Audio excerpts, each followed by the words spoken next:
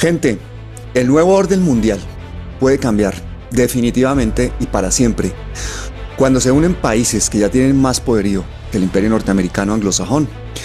Cuando se unen Rusia, China, India, Irán y el sur global y África y Asia y más de 35 países junto al secretario de Naciones Unidas para intentar que la hegemonía económica del mundo no siga en manos del dólar, para intentar que el sur global de los países en desarrollo, que otras potencias tengan un espacio en el mundo. Eso sucedió en Kazán, en Rusia, en la reunión de los BRICS, una reunión en la que la estrella rutilante, pues por supuesto, pues fueron China, India y Rusia. El protagonismo de Putin fue total y absoluto, con múltiples reuniones paralelas, muchísimas reuniones bilaterales entre países. Antes de empezar, incluso en los BRICS, hubo países que resolvieron conflictos limítrofes, como fue, por ejemplo, entre la China e India. Antes de presentarse allí, para no llegar en un estado de crispación, resolvieron conflictos que llevaban años. Y de ese tipo de actitudes, ese tipo de uniones, se está dando porque básicamente el planeta se ha dado cuenta, el planeta entero se ha dado cuenta, que esa economía basada en la guerra, en la destrucción, en el militarismo, en el armamentismo, en la explotación de recursos, en la apropiación criminal, asesina, salvaje y el despojo de los recursos naturales del planeta por parte de un imperio, pues no es sostenible y el mundo ha dicho no más. Así que tengo a mi amigo José Antonio Ejido para que tengamos una charla de cambio de impresiones de lo que fueron los BRICS. José Antonio, bienvenido. Muchas gracias, Pablo. Un abrazo. ¿Cómo estás? Muy bien, escuchándote, me ha gustado la presentación que has hecho, me parece muy correcta. Bueno, es que fue impresionante ver a 35 países junto al secretario de Naciones Unidas. Eso preocupó muchísimo a Estados Unidos. Ver a potencias mundiales que en este momento están intentando que haya un equilibrio de fuerzas, no solamente económicas, sino militares en el mundo para que no terminemos en una guerra nuclear. Me parece que es una obligación de todos saber que está sucediendo eso. Y me llama mucho la atención que los medios hegemónicos prácticamente no hablaron de eso, ¿no? En el planeta entero. Sí, es muy significativo que no dijese nada y es significativo algo que has dicho que también ha pasado desapercibido y es el arreglo, al menos puntual, de un conflicto fronterizo muy feo que tenían en los altos montes del Himalaya los chinos y los indios, ¿no? Que llegaron a las manos. Hubo una pequeña guerra en el año 2020, ¿no? No quiere decir que hayan resuelto todos los problemas, pero evitan que eso escale, ¿no?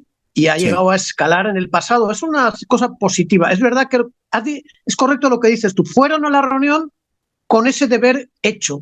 Ya tenemos por lo menos la paz fronteriza. Tendremos problemas económicos, pero ahí no vamos a darnos de palos en la montaña. Claro, ¿no? Y la reunión fue lo que fue. O sea, a mí desde el punto de vista de la diplomacia me pareció un evento importantísimo de raciocinio, de discernir, de hablar, de intentar buscar soluciones comunes. Ahí había una serie de asperezas y es lógico con esa cantidad de países que hay representados, esa rivalidad, por ejemplo, que estás mencionando tú entre la India y China, pero que ya el solo hecho de tener que presentarse allí con un conflicto limítrofe resuelto para poder entablar conversaciones mayores, ya da una idea del grado de diplomacia que se maneja en esa parte del mundo, muy diferente a esta diplomacia europea y arrodillada al servicio de corporaciones militares, ¿no? Es muy cierto lo que dices, porque observas otra cosa que es importante. No es que son amigos y lo tienen todo resuelto y tienen todos los intereses comunes, no. Ahí se presentan intereses contrapuestos, rivalidades. Por ejemplo, quiere entrar Turquía, que ha tenido muchos problemas con el Irán. Quiere entrar Arabia Saudí, o ya está Arabia Saudí, o quiere confirmar, que le disputa un elemento de rivalidad a Turquía, ¿no? O sea, que ahí hay efectivamente un gran esfuerzo diplomático por acordar en lo que están de acuerdo, no en lo que están en desacuerdo. Claro. Frente a la cuestión fundamental, que tú la has comentado además, yo estoy muy de acuerdo. ¿Cuál es el problema fundamental? Hombre, frenar la hegemonía del mundo imperialista occidental que lo quiere controlar todo. Los recursos, las finanzas, la tecnología, la guerra, la paz, la vida y la muerte. Y han dicho, no. Aquí en este mundo hay mucha gente. Hay que hablar con todos ellos. No hay cama para tanta gente, como decía Celia Cruz. Pero el tema, hermano, es que estamos todavía a años de una moneda común de los BRICS. Se están haciendo pasos importantísimos Sí. para intentar hacer el comercio entre las monedas de ellos. Pero, por ejemplo, la India tiene muchísimo miedo a la moneda china y a que haya una preponderancia económica de China y que entonces el nuevo dólar sea la moneda china. Entonces, todas esas suspicacias se van limando en reuniones diplomáticas en las que hace de anfitrión con muchísima habilidad Putin.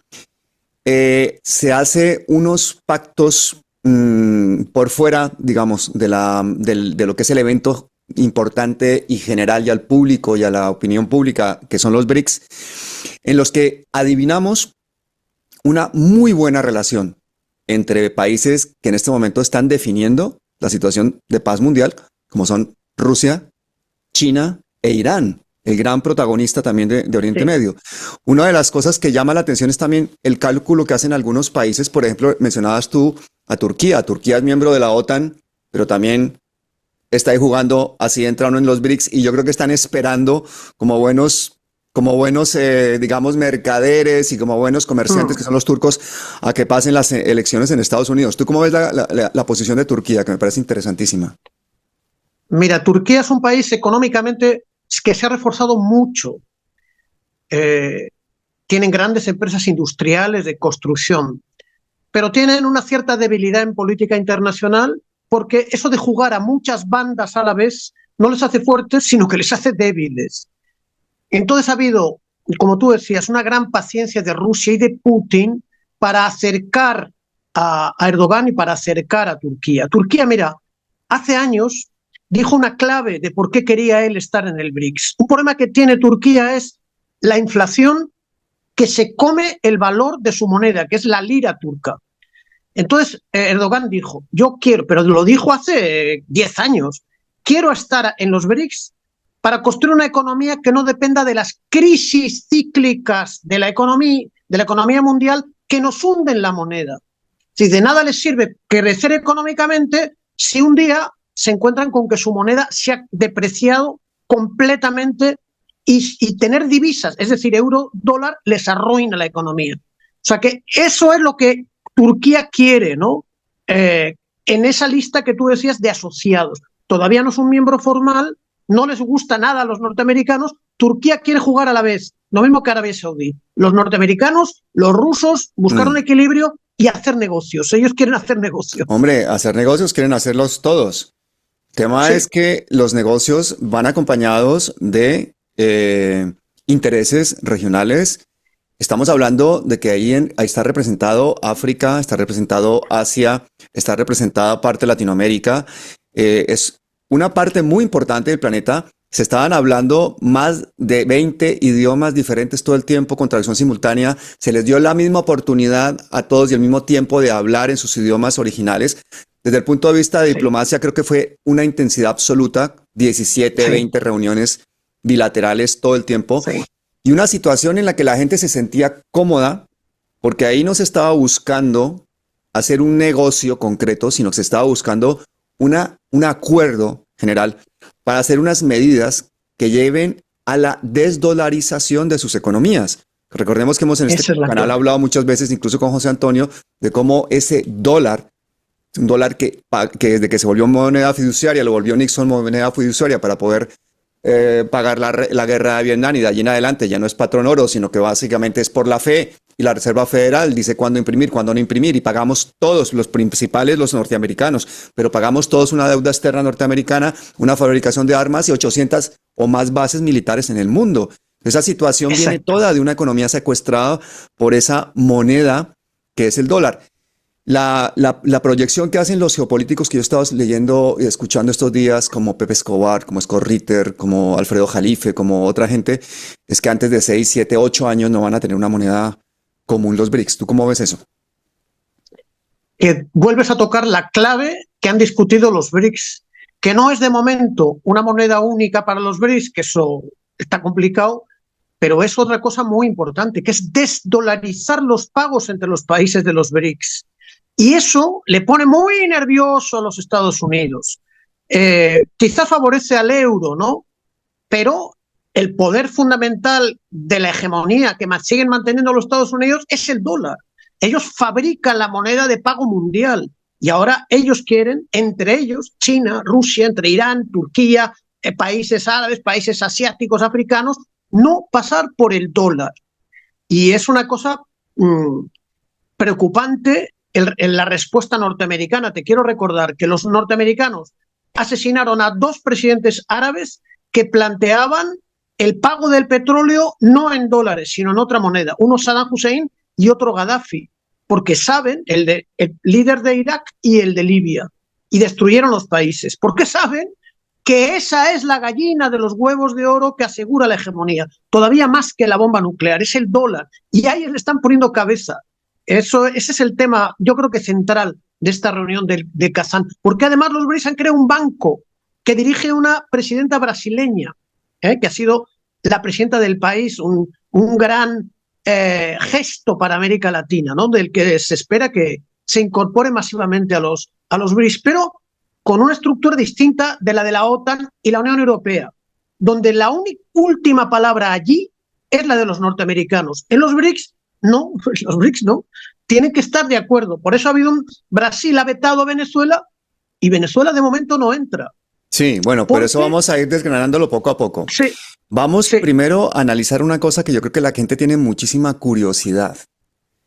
¿Cómo se pone de acuerdo gente que tiene diferentes religiones? Ahí estamos viendo representados a millones de ateos, millones de cristianos, millones de musulmanes, todo tipo de idiomas. ¿Cómo se pone de acuerdo toda esa gente para reunirse por fuera del orden mundial establecido? Repito, son 35, 36 países más el secretario general de Naciones Unidas.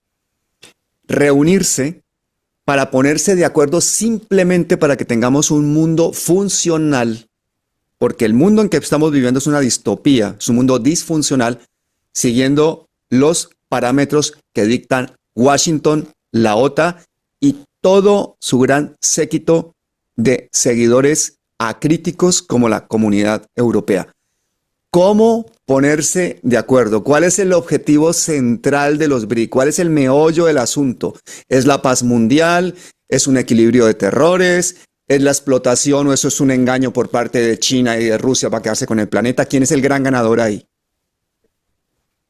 Hay una frase muy breve que dijo Putin al comienzo de la reunión de Kazán. Dijo: los BRICS no somos antioccidentales, lo que no somos es occidentales. Y por occidentales, él habla del imperialismo que dirigen los Estados Unidos. Y no somos una parroquia subordinada a los Estados Unidos, ¿no? Y eso es lo que, sin tener una voluntad hostil, no es permitida por los Estados Unidos, porque no toleran que no exista nada que ellos no controlen. Ese es el asunto. Y los BRICS son muchos años ya, más de 15 años, bastante más, casi 20 años ya, de construcción bastante paciente, con momentos altos y bajos. Cuando Brasil entró Bolsonaro, Brasil congeló la presencia en los BRICS. Entonces ellos han tenido paciencia y han ido paso a paso. Es una construcción, como tú decías, bien compleja, donde se requiere mucha paciencia y concesiones de todas las partes, claro. Lo que a mí me da tristeza a veces en todo esto, José Antonio, es ver como pueblos enteros tienen que seguir, digamos, las guías, las pautas que en un momento dado un gobierno puntual les marca. Es el caso de Argentina, el caso de con Milei, convierte a su país en una colonia, básicamente, de Estados Unidos, retira su posibilidad de estar en los BRICS, y entonces esa situación pues es la que afecta a todos los argentinos, limita su país, entrega su país al colonialismo norteamericano nuevamente, al neoliberalismo, se le pone a la señora Richardson firme para que se coja el litio y lo que necesite, y está dispuesto a subastar a la Argentina, cuando es un país que se beneficiaría increíblemente de la presencia suya en los BRICS y de un nuevo orden multipolar. El caso de México, por ejemplo. México ni dentro, pero con ese vecino que tiene, pues tampoco se atreve a hacer esa apuesta fuerte por los BRICS. ¿Cómo es posible la situación de esos dos países latinoamericanos tan concreta que se beneficiarían tanto de un nuevo orden multipolar y que no son capaces o no pueden en este momento tomar esa determinación? Es curioso porque antes de que entrase Milei en la presidencia, los BRICS le pedían a Argentina que estuviese, ¿no? Era un cálculo, yo creo, un poco equivocado, porque Milei, entre nosotros, es un loco. Es un loco que sobre todo Que no le nos oiga nadie, destruye ¿no? que no nos oiga nadie, pero le destruye a la economía argentina. Es el Mm. verdadero drama, ¿no? Las pensiones, fíjate cómo están, los estudiantes, bueno. Y lo que hizo es, él dijo, yo soy israelí, yo soy sionista, no quiero nada, no tengo nada que ver con comunistas, pero para ellos, para comunistas es todo el mundo. Sí. Y salió, o ni siquiera llegó a entrar, ¿no? Fue una cosa dramática para Argentina, porque yo creo que los BRICS todavía no tienen una estructura de inversiones inmediatas, ¿no? O sea que Argentina va a estar ahí, los BRICS también, saldrá Milei antes o después y habrá una presencia de Argentina, que es un gran país con mucha capacidad. Pero es un drama, un drama. Ahora, México es otra cosa, porque México, ¿cómo se decía? Pobre México, tan lejos de Dios y tan cerca de los Estados Unidos, ¿no? Mm. Es decir, ellos tienen que administrar un proceso de recuperación de su independencia nacional que han perdido en estos 30 años, quieren volver al esquema de Lázaro Cárdenas, años 40, que nacionaliza el petróleo, y no se consideran preparados para una confrontación directa con los Estados Unidos. Pero lo que hace México es la integración latinoamericana, que es el grupo CELAC, donde está el Caribe, Mesoamérica, que llaman ellos, y Sudamérica. Y eso es por lo que apuesta fuerte el México, ¿no? Pero México, efectivamente, yo creo que también a medio plazo o a corto va a ser un bastión de los BRICS, no tengo la menor duda. Toda América Latina y ahora hay una reunión del G20 en Brasil y Brasil va a ocupar la dirección de los BRICS y hay un conflicto ahora mismo de Brasil con los Estados Unidos en relación, y China les ha defendido. O sea que América Latina a su velocidad va a entrar en los BRICS, no hay ninguna duda, ¿no? ¿Tú crees que esa reunión del G20 en Brasil, esa próxima presidencia de los BRICS por parte de Brasil, tuvo que ver mucho con el hecho de que Lula no fuera, y no solamente no fuera, sino que rechazaran el ingreso de Venezuela? Tú nos mandaste un audio que yo lo puse en el en vivo que tuvimos el domingo, José Antonio, que te agradezco muchísimo, en que nos decías que había por parte de Lula una gran desconfianza por las pretensiones de Maduro sobre el Esequibo, que había más un tema limítrofe. Pero ¿tú crees que esa es la explicación única para que todo un país tan potente, que sería también interesantísimo que estuviese en los BRICS como Venezuela, no se le permita la entrada y que sea ni más ni menos que otro país latinoamericano el que se la corte? Hay que pensar, porque Brasil es un gran país, el principal país de América Latina y del Caribe, con contradicciones serias en su interior y con una búsqueda de un cierto equilibrio. También no rompe con Estados Unidos, como ha roto, por ejemplo, los países del ALBA. Incluso México tiene más tensiones con Estados Unidos que Brasil, ¿no? Y lo que caracterizó a Lula en su primer mandato, y luego Dilma Rousseff, por eso la tumbaron, fue la independencia de Brasil. Brasil no tenía tanta independencia y cuando las dictaduras militares, Brasil estaba sometido a los Estados Unidos, ¿no? Eso ha ido cambiando, pero no cambia sin dificultades. Cuando Brasil dice que ha perdido la confianza en Venezuela, ¿qué es lo que quiere decir? Entonces hay que pensar, hay que hacer hipótesis, porque yo creo, a mí me preocupa, ¿sabes?, que cambie Lula. Lula ya es mayor. ¿Qué va a pasar cuando no esté Lula? ¿Viene otro Bolsonaro? Porque si te fijas, los lulistas, vamos a llamarlos así de alguna manera, no consiguen una alternativa electoral que dé continuidad. Ahí está el carisma de Lula y nadie más. Y si no está Lula, ¿qué viene? Bolsonaro. Y Bolsonaro fue una catástrofe a gran escala. Era además el COVID, la economía se hundió el país. Bolsonaro fue una especie de Milei, pero si es grave en Argentina, fue mucho más grave para el Brasil. Entonces, Oye, tengo hay un dato una que quiero reflexión. corroborar contigo, perdona que te interrumpa. Sí, sí. Hasta donde yo sé fue definitivo para la victoria de Bolsonaro, de esa extrema derecha en Brasil, la presencia de las iglesias evangélicas cristianas en Brasil, el voto masivo Sí. evangélico, y que buena parte de esas cristianas, de esas iglesias estaban financiadas por Israel. Son sobre todo, mira, esas iglesias evangélicas tienen mucho rol político en el país. Su origen son los Estados Unidos, pero dentro de su deriva religiosa se consideran sionistas cristianos, ¿no? Tienen un discurso parecido al del sionismo. Pero el origen de estos evangélicos muy radicales, una iglesia que se llama Para de Sufrir, por ejemplo, su origen es norteamericano, ¿no? Y ellos ¿Se ya llama Para de Sufrir? Para de Sufrir, así es. Qué buen nombre, muy, qué marketing, ¿no? Muy fuerte en Venezuela, no sé si están en Colombia. Para de Sufrir. Uy, yo me apuntaba ya, oiga, todo el mundo. Sí, no, pero lo que vas a hacer es diezmar al pastor. ¿Sabes lo que es diezmar? Darle pasta, no, darle claro, plata al pastor. Tú sufres pagando. Dame la platica y para de sufrir. Eso. Pero luego está, mira, en Brasil hay o sigue una sufriendo, fuerza de pero con un poquito menos de dinero, sí.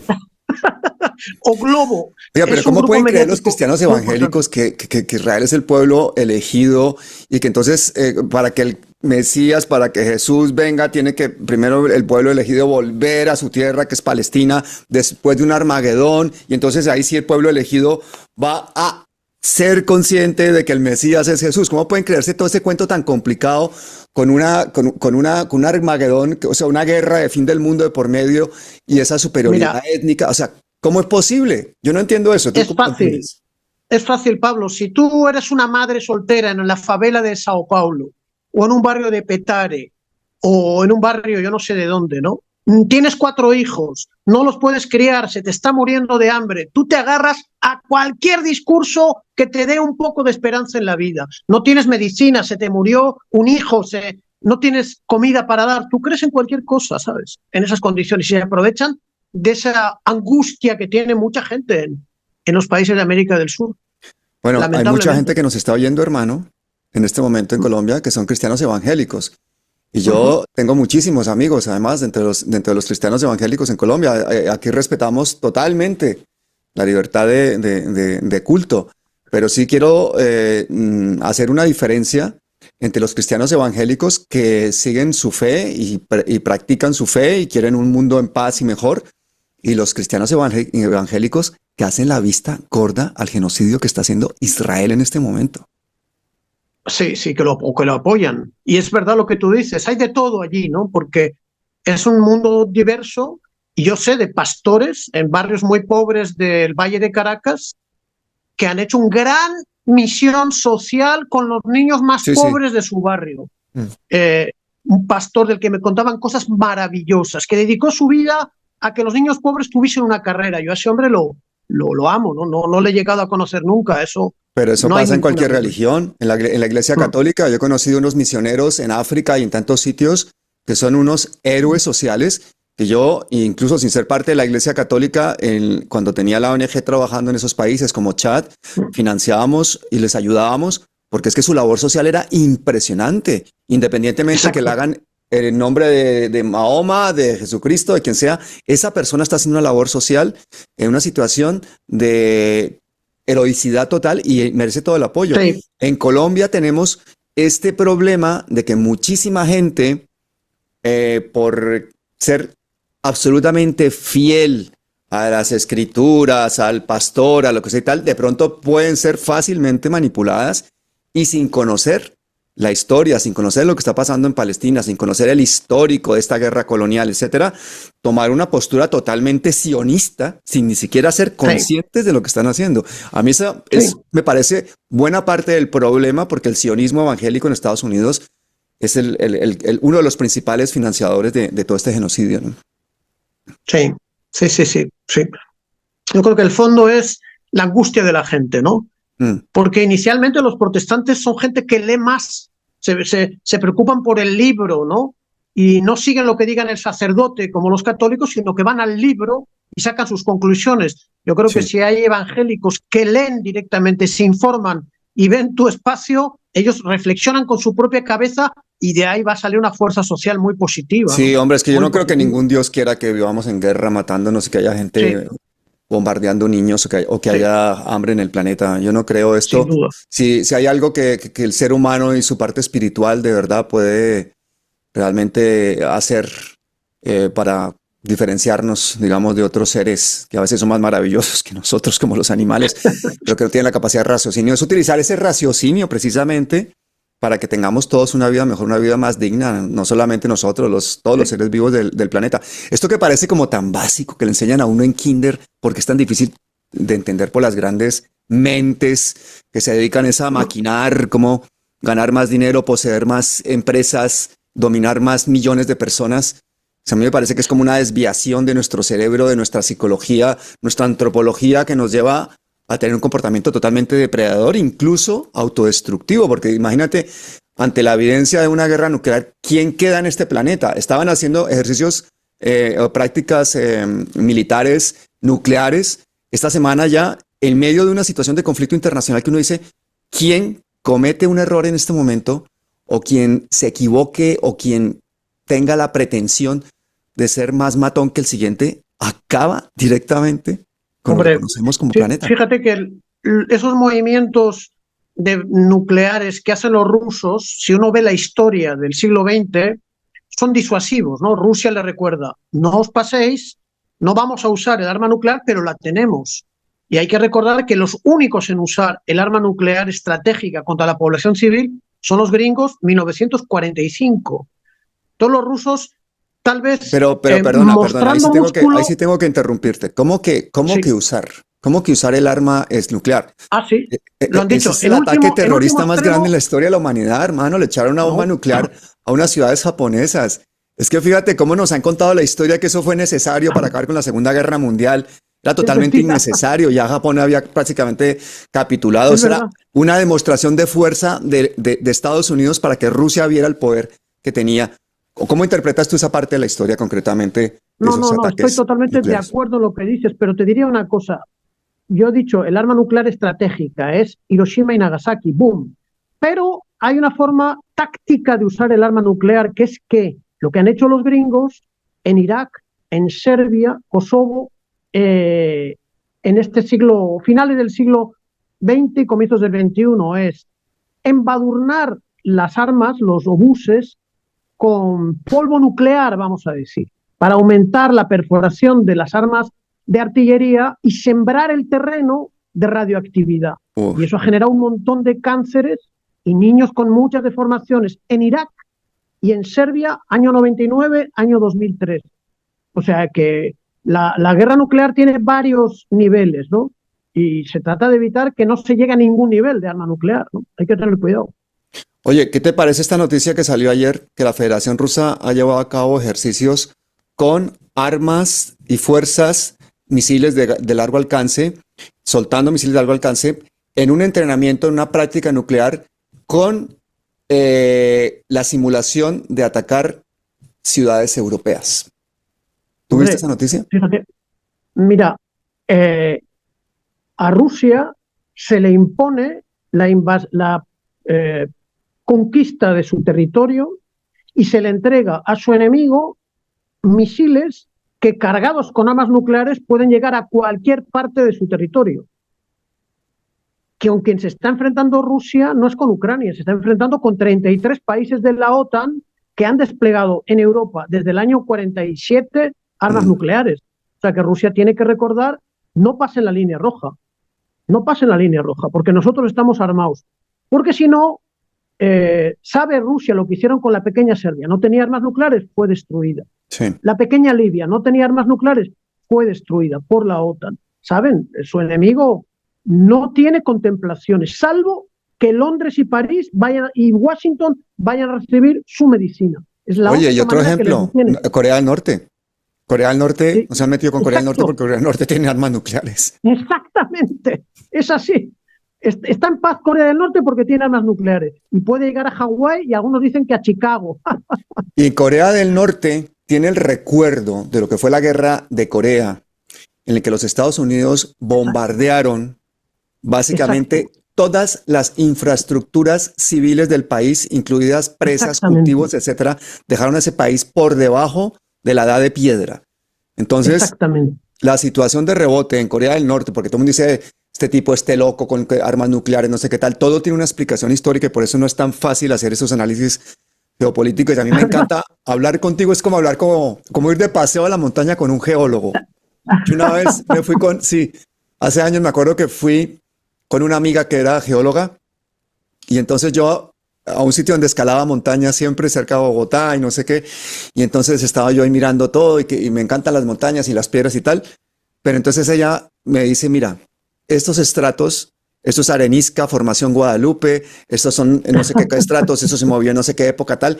Después de 2 minutos o 3 minutos de empezar a explicarme, entonces yo empecé a ver todo eso en movimiento, todo eso con sentido, y luego no pude quitarme de la cabeza cada vez que estaba escalando esas piedras, entender por qué esos estratos tenían esa Sí. inclinación y por qué eso había estado debajo del mar.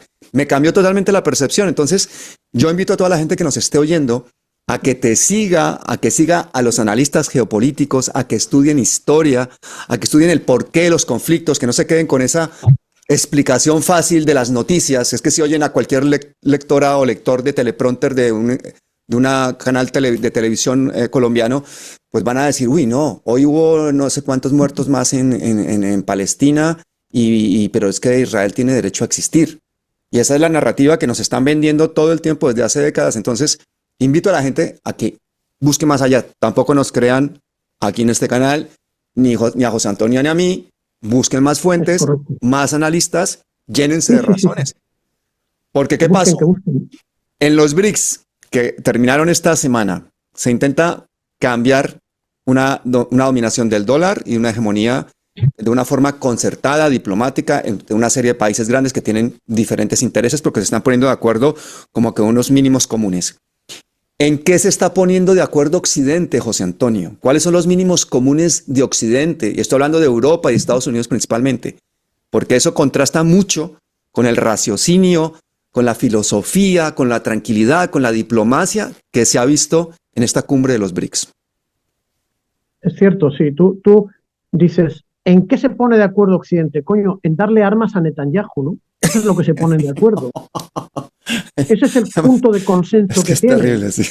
Y Netanyahu, fíjate el desastre. Yo no quiero ni ver eso porque no puedo soportar un niño muerto más viendo. Ay, No, no, mi psiquis no me lo permite. No soy tan buen analista ni soy tan buen fuerte ser humano. Yo llevo un año, no puedo ver Telegram, pero es un apocalipsis el que ha creado Netanyahu con armas norteamericanas y alemanas.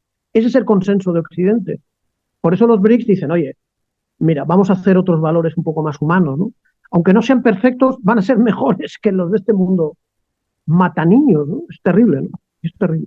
hay una cosa que es una conclusión muy triste que no quisiera tener que decirla de esta manera, pero bueno, yo no soy historiador ni soy experto como tú en todos estos temas, pero me ha tocado ver y leer mucho de esto y a la conclusión a la que llega uno es que al final eso de los daños colaterales, de que hubo no sé cuántos muertos como daño colateral entre niños y entre civiles porque se atacó a un terrorista, porque se hizo esto y todos daños colaterales, no son daños colaterales. La población civil ha sido utilizada históricamente como blancos militares y es adrede que se ataca a esa población civil precisamente para menguar los ánimos, las fuerzas de los mismos ejércitos, de los mismos dirigentes de los países para que sea la capacidad de destrucción y de maldad y se utiliza a población civil como blancos militares hasta nuestros días. Eso es una realidad histórica. Y a mí me parece que seguir con esa narrativa de que hubo no sé cuántos muertos en un bombardeo, pero por favor, es que no hubo muertos en un bombardeo, hubo población civil, niños, mujeres asesinados en un bombardeo. Cuando están Exacto. matando en esa picadera de carne que es Ucrania en este momento a los jóvenes ucranianos para que defiendan los intereses de BlackRock, que es al final lo que están defendiendo, ¿qué están haciendo? Si te están reclutando a la fuerza, si te están poniendo un fusil en las manos cuando tienes 12 años para que vayas de paramilitar o de guerrillero en Colombia. Eso es población civil, son niños. ¿Qué diferencia hay entre que te recluten como paramilitar o que te recluten como guerrillero? Cuando tienes 12 años, 14 años, eso es lo que estamos viendo en estos países. Entonces, la población civil siempre ha sido un objetivo militar. Esa es una conclusión que puede ser muy básica y espero que la gente en los comentarios ponga su opinión al respecto, Pero a mí me gustaría saber tú cuál es esa sensación que tienes respecto a ese daño colateral sobre la humanidad de estas guerras, de estos genocidios, que no solamente son con balas que se asesina a la gente, sino a veces de hambre, de privaciones, de falta de salud, porque es mucho más efectivo y mucho más barato matar de hambre que matar con balas. Mira, la OTAN en un momento utilizó un concepto que era absolutamente repulsivo, ¿no? Porque ya es repulsivo el de daños colaterales. Pero en otro momento, me acuerdo, guerra de Serbia, decía, es un objetivo militar legítimo, por ejemplo, de destruir la radiotelevisión de Serbia.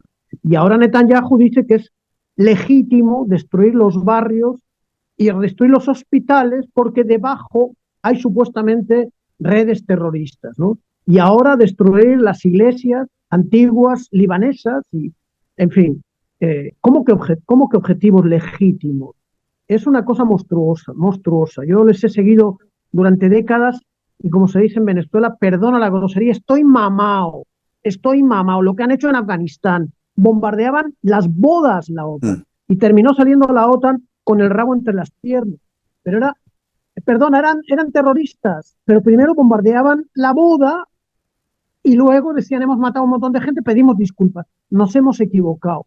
Es decir, un desprecio a la vida tremenda, tremenda. El ejemplo más claro es Israel. Israel es una prolongación de la OTAN. Israel no mata a nadie, sino es con el consenso y con el apoyo del Pentágono y de los Estados Unidos, y de los británicos y de los alemanes, etcétera, ¿no? Y, coño, mira lo que dijo The Lancet, una revista inglesa médica muy prestigiosa. Y Londres no es un centro del comunismo internacional. Dijo, no son 40.000 muertos, ya son 200.000, porque lo que tú dices, tú destruyes la infraestructura de un país, su agua corriente, su forma de alimentación y sus hospitales y la gente muere de enfermedad. Unos mueren de bala y centenares de miles de... Eso es una cosa increíble. ¿Y quién va a castigar eso? ¿Dónde está la justicia internacional para que castigue a Netanyahu? Ayer vi un artículo, mira, en Le Monde, un historiador israelí dentro de Israel acusa directamente a Netanyahu de genocidio. Es una voz mundial que es un genocidio contra una población civil y desarmada, que no tiene maneras de defenderse. Pero eso no es solo Israel. Eso, sin los Estados Unidos, vuelvo y repito, sería completamente imposible, ¿no? Y no han querido una solución de paz, ni en el caso de Ucrania, ni en este caso de Israel, porque no quisieron negociaciones, se ha llegado a esta situación tan horrible, en los dos casos. Negociaciones donde cada parte tiene que hacer sus concesiones, es lo que corresponde a toda la negociación. Pero como han dicho los israelíes, no, es que la tierra nos lo dio Dios, aunque no creamos en Dios, nos la dio Dios, esa es la locura de los sionistas. Está muy bien, está muy bien. Sobre todo lo hacen porque les apoya el poder militar norteamericano, si no nada, si no, no duran 5 minutos con esa guachafita, eso está claro. ¿Sabes qué me imagino yo a veces? Me imagino una sala de reuniones súper elegante, con sillas de cuero muy cómodas, con una visión panorámica de alguna gran ciudad norteamericana o europea, y una gente increíblemente poderosa, pero increíblemente siniestra, haciendo cálculos sobre estas guerras, haciendo cálculos económicos, de quedarse con contratos para reconstruir, de derivar petróleo de un lado para otro del mundo, de volar aquí este oleoducto para poder vender el gas o el petróleo por otro lado, de hacer incluso autoatentados o ataques de falsa bandera, de hacer cálculos de cómo sus acciones van a subir con el nuevo paquete de ayuda, por ejemplo, parte de los 175.000 millones de dólares que le ha dado esa dupla entre Biden y Kamala Harris a la guerra de Ucrania. Ese BlackRock, ese Blackwater también, que es el ejército que ahora se llama Academy, esos ejércitos privados, esos mercenarios, esas corporaciones, esos banqueros, toda esa gente, yo me la imagino en esa sala súper elegante, frotándose las manos, haciendo el negocio del siglo y luego cogiendo el teléfono para decirle a algún político títere, haz esto, toma esta decisión, ya la legislación está preparada, nuestros lobistas ya tienen a todos los congresistas votando, para adelante, sigamos con la guerra. Necesitamos sacar adelante este proyecto porque este año tenemos que aumentar nuestra productividad. Esa gente Esa gente yo creo que son tan asesinos y más que los que están oprimiendo el gatillo, los que están soltando las bombas, o todo este cuerpo militar de los ejércitos del mundo que se pegan a unos entrenamientos brutales para con gran sofisticación matar a sus congéneres. Yo creo que en esas salas, en esas reuniones de todos estos macabros dueños del planeta, es donde realmente se ejerce la maldad de la forma más pura. Yo a veces pienso que si fuéramos conscientes de quiénes son los que toman las decisiones en el planeta, quiénes son los Rothschild, quiénes son el Deep State de verdad en cada país, en Colombia, uno se imagina, es el más rico del mundo, ¿no? Debe ser los más ricos de los países, claro que son. Pero ver la realidad de cómo hacen sus cálculos económicos nos abriría tanto los ojos a todos que yo creo que tendríamos una revolución en cada país de forma automática. Esa es una visión que tengo yo continuamente Pero, esa Pablo, sala de reuniones, y te juro que se me eriza la espalda cada vez que lo pienso porque sé que es ahí donde se deciden Pablo, las guerras. te aseguro que no es tu fantasía, te aseguro que es literalmente así. Te voy a poner un ejemplo. El año 2003 no existía BlackRock, pero existía una multinacional norteamericana que se llama Halliburton, que es la principal multinacional de infraestructura petrolífera del mundo. No los que sacan petróleo, sino los que hacen lo posible para que se saque petróleo. ¿Quién era el presidente del Consejo de Administración de Halliburton? El vicepresidente de los Estados Unidos, un individuo que se llamaba Dick Cheney, terminado en Y. Halliburton empezaba a tener desde hacía unos años una baja en la prestancia económica, en las utilidades y los beneficios de la compañía. Dick Cheney hizo presión para decir, vamos a destruir y vamos a bombardear Irak, y con la plata del erario público de Irak se la vamos a dar a mi empresa, que es Halliburton, para reconstruir ese país, esa infraestructura petrolífera, y para así sacar a mi empresa de la crisis económica. ¿Sabes cuánto costó la broma? 1 millón de muertos en el 2003. Y un Irak que todavía está destruido. Perdón, y entonces, un Dick Cheney, que es uno de los asesores de Kamala Harris en este momento. Exactamente. Era del Partido Republicano, pero da lo mismo, porque es un único partido. Los Bush también, y están también detrás de Kamala Harris. Sí, es lo mismo. Es lo mismo. Hace falta un buen Gabriel García Márquez que nos pinte lo que tú dices, la sala de reuniones donde se dice, nos interesa que nuestras empresas acumulen más dinero para repartir dividendos a los accionistas. Y uno le dice, sí, morirá 1 millón de personas. A mí me vale. A mí no me importa el 1 millón de muertos que vaya a haber. A mí no me importan los niños. Yo quiero los dividendos. Eso fue en la Primera Guerra Mundial y eso es ahora. Eso Pero es acuérdate que a veces hasta lo dicen en público. Madeleine Albright lo dijo en público en una entrevista que le preguntan directamente, le hacen la pregunta, la entrevistadora le dice, ¿mereció la pena ese 500.000 de niños asesinados en la invasión de Irak? Y ella dice, exacto, mereció la pena.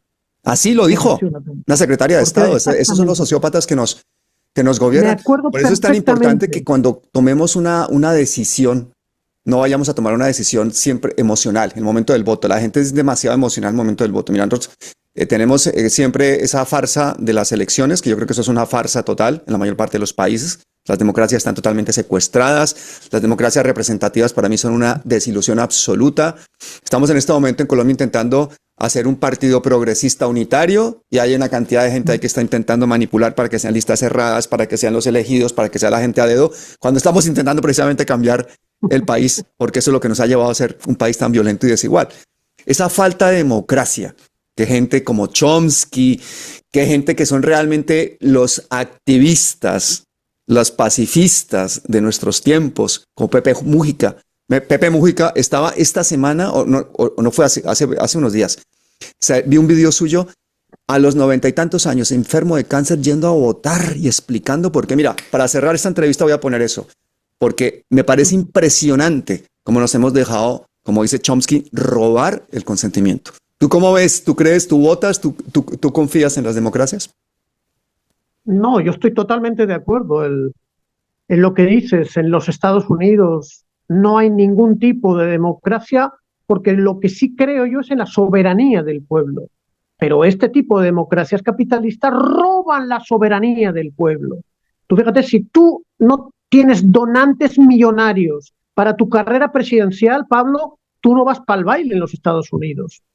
Y encima votas no directamente a un presidente, sino que votas a un voto indirecto o sea, es un voto de tipo feudal donde a los 300 millones de norteamericanos se les secuestra la soberanía. Pero a mí me parece que el sistema argentino no es democrático si permite que Milei, con los votos de la población, haya servido para violar los derechos de la población. Ahí hay unos problemas muy graves de educación política, de filtros. La gente tiene derecho a defenderse, a que no venga un delincuente al servicio de una potencia extranjera para destruir tu país. Sí. Eso no es democrático. Yo no estoy de acuerdo en eso. Yo sí que creo que los ciudadanos tienen el poder. Qué hábiles son para engañar a tanta gente. Fíjate, la Kamala se la pasa en Ohio, en Pensilvania y en Wisconsin, que es donde se puede decidir la cosa. En estados que por pocos votos se puede decidir la elección. Antes era anti-fracking, ahora a favor del fracking. Va cambiando todo el tiempo. Está en este momento en una situación en la que la apoyan los globalistas, los fabricantes de armas, la Big Pharma, los grandes medios de comunicación, todo el mundo. Y sin embargo, te voy a hacer un pronóstico. Va a ganar Donald Trump. Va a ganar Donald Trump. ¿Tú qué opinas de eso? ¿Quién crees que va a ganar? Te voy a decir una cosa rápida. Leí en el Foreign Affairs, una revista norteamericana, un artículo de Blinken, Anthony Blinken, hace menos de un mes. Mira, el núcleo central del artículo del secretario de Estado de Biden, alias Biden, es explicar que su política no tiene ninguna diferencia con la de Trump. Hacen lo mismo que Trump. Bueno, pues a confesión de parte, relevo de pruebas. Hay que leer lo que dice Blinken pero luego los actos es así. Aunque digan otra cosa, en los actos es así. No importa a nadie quien esté en la Casa Blanca, importa quién tiene el poder. Y el poder no se resuelve en las urnas en Estados Unidos. En un país democrático, sí, Estados Unidos es un país oligocrático. Punto. Y por lo menos no me pueden abrir un proceso penal porque no vivo en los Estados Unidos, lo puedo decir desde otro lugar, pero es una verdad objetiva y además demostrada hace un montón de tiempo, incluso en los buenos estudios y las recomendaciones de algunos libros de sociología. The Power Elite, decía Ulrich Mills en los años 60. La élite del poder ya está descubierto. Ahora, ¿en qué se fundamentan? En la alienación de la gente y en que la gente no vote. Es una minoría la que vota en los Estados Unidos. Sí. Y es una minoría alienada. No, Trump va a ser el cambio. ¿Qué cambio, chico? Es la misma política porque responden a los mismos y si no, no estarían ahí. No, creo que va a ganar. Lo llevo 2 años diciendo que va a ganar Trump porque no han contado con el hecho de que ese globalismo que defiende Kamala Harris ha destruido la economía norteamericana. La economía norteamericana es totalmente inviable. Viven básicamente porque tienen la estafa esta del dólar, el matoneo del dólar respaldado en 800 bases militares por el planeta y por eso es que funcionan. Y su fábrica de dinero, la Reserva Federal.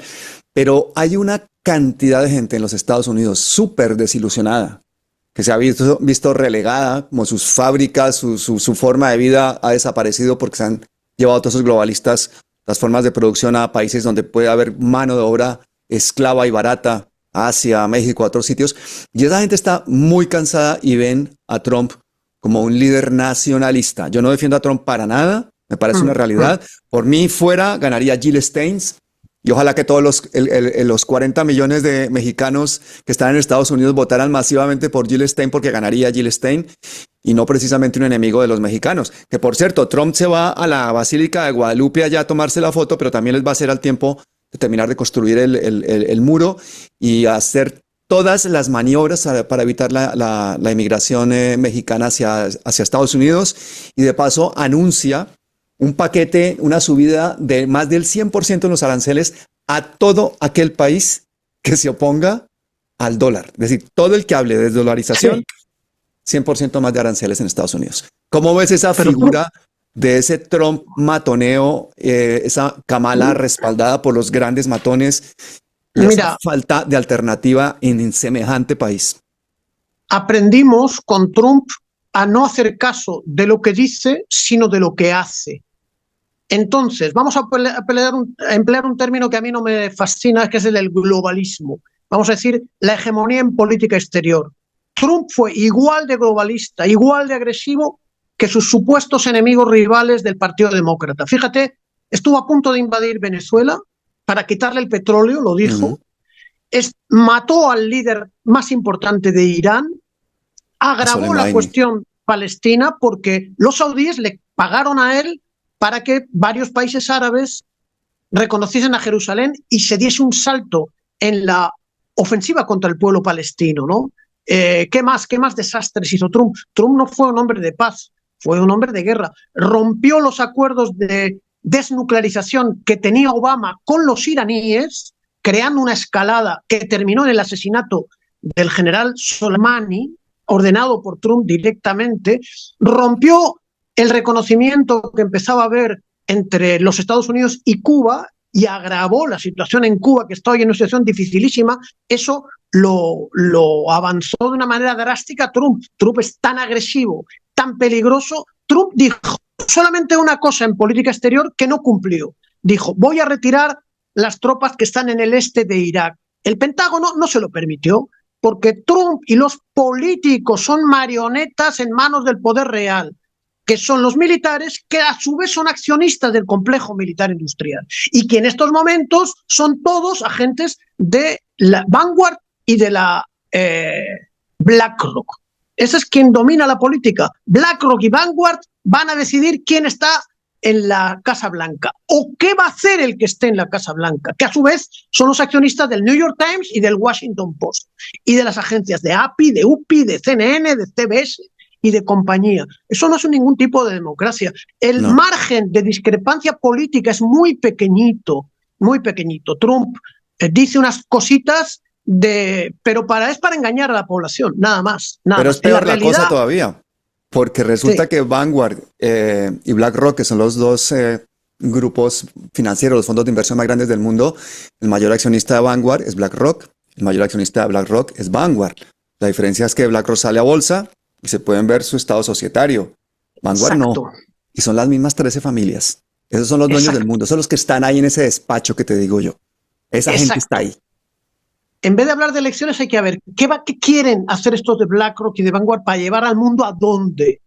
Porque sus lacayos en la Casa Blanca harán lo que quieran ellos. Porque los generales del Pentágono salen como accionistas del complejo. Pero el accionista principal, por ejemplo, de la empresa Boeing, puedes tener un accionista general, pero el accionista principal que nombra al director general no es ese general. Ahora mismo es el de BlackRock. Y el general que ha venido de la USAF o de la aviación o de los marines se pone a la orden de BlackRock, que es el que le va a pagar su salario y su fortuna hasta que se muera el general. El general, llámese Austin, o el político que sale ahora. El Biden ha pasado toda su vida defendiendo los intereses del gran capital, que hoy es BlackRock y Vanguard, y hay algún otro más pequeño, ¿no? Que antes era Wall Street, ahora Wall Street y los bancos ya no mandan esos inmensos fondos financieros. Es una novedad desde el 2008. Ahí está el núcleo de la política del mundo. Ahí está quien se opone a BRICS. Sí, por eso yo lo quiero ya de salida, de despedida, pues antes agradecerte a ti, tanta generosidad, siempre se lo he solicitado que estás tú en los canales internacionales de geopolítica como para que vengas a un canal alternativo pequeñito a soltar tu sabiduría. Pero antes de irnos, sí que me gustaría decirle a la gente, oiga, hay tanto canal ahora mismo que habla de guerra, ¿no? Fíjate que ponen además en fotos muy llamativas de explosiones, ataque, Israel se rinde, no sé qué, ataque inminente, nuclear, bueno, el fin del mundo, y uno ve y tienen 300,000 visualizaciones en 24 horas porque es que, y luego vas a ver los contenidos y es un análisis básicamente de lo que están hablando es del tipo de arma, de la posibilidad, de la noticia que llegó, no sé qué tal. No hacen un solo análisis histórico, económico, de los porqués, de las razones, de las motivaciones filosóficas, psicológicas de la población civil que está allí, sino que es una cosa como amarillista en busca del like.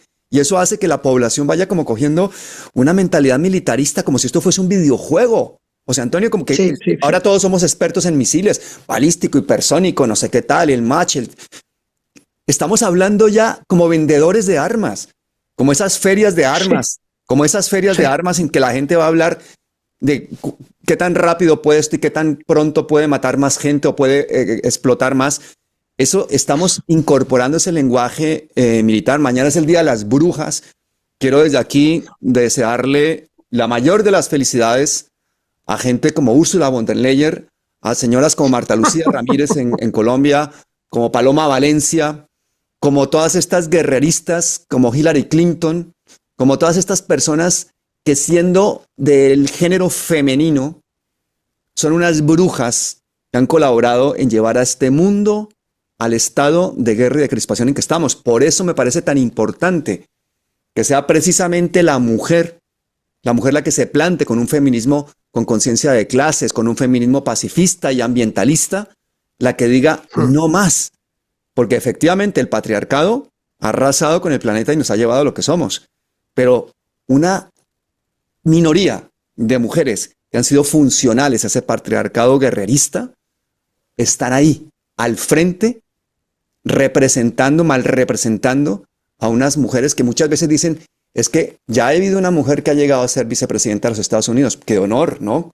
Eso es un honor, cuando esa vicepresidenta se llama Hillary Clinton. Hay una que ha llegado a ser vicepresidenta de Colombia, Marta Lucía Ramírez. Eso es un honor, por favor, qué vergüenza para las mujeres. Yo quiero a todas las mujeres que nos escuchan en este canal, que por favor nos ayuden en esta labor pedagógica de que estos contenidos los vean sus hijos, los vean sus maridos, porque curiosamente, y eso es una curiosidad de este canal, nos oyen más mujeres que hombres. Las mujeres son más solidarias, son menos guerreristas. Entonces, aprovechemos ese potencial que tenemos para, por ejemplo, poner presidentas mujeres como Claudia Sheinbaum, como Carolina Corcho en Colombia, como tantas otras mujeres pacifistas que sí representan unos valores feministas potentes y duros.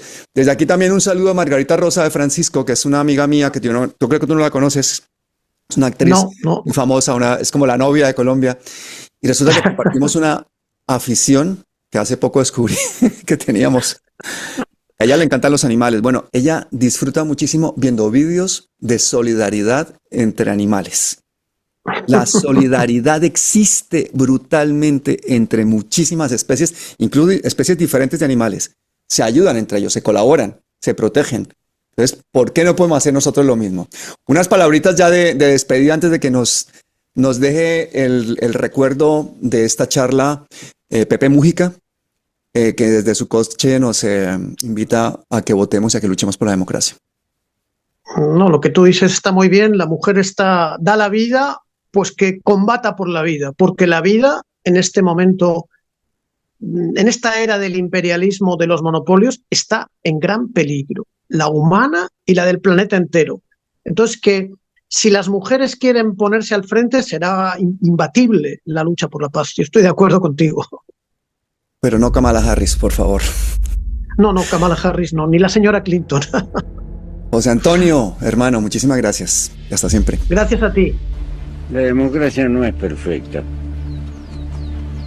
Está lejos de ser perfecta. Pero por ahora, como decía Churchill, es la mejor porquería que hemos inventado. ¿Por qué? Porque nos prometen igualdad desde el punto de vista jurídico, que está muy lejos en la vida real. Todos sabemos que hay mucho más iguales entre nosotros. Pero de todas maneras, comparado con los otros sistemas, los humanos por ahora no hemos conseguido una cosa mejor. Por lo tanto, esta democracia que tenemos, la tenemos que defender, la tenemos que mejorar. Y mejorará en la medida que nosotros moralmente mejoremos. La gran traba no es jurídica, somos nosotros mismos. Después le echamos la culpa al Estado, que falló en esto, falló en... Lo que fallamos somos los humanos, porque estamos hechos así. De todas maneras, espero que sucesivamente las nuevas generaciones aprendan de los errores de las viejas. Por eso es un día de fiesta, con todo el compromiso y las vacilaciones que pueden tener. Y tenemos que aprender los orientales que la manera que tenemos de incidir es esta. y que a veces nos va a salir bien y en otros nos vamos a equivocar. Pero es mucho mejor a tener que soportar un mandamás que nos cague a grito y que no nos deje ni siquiera decir nuestro sueño. Por eso, sin adularla, cuidemos la democracia.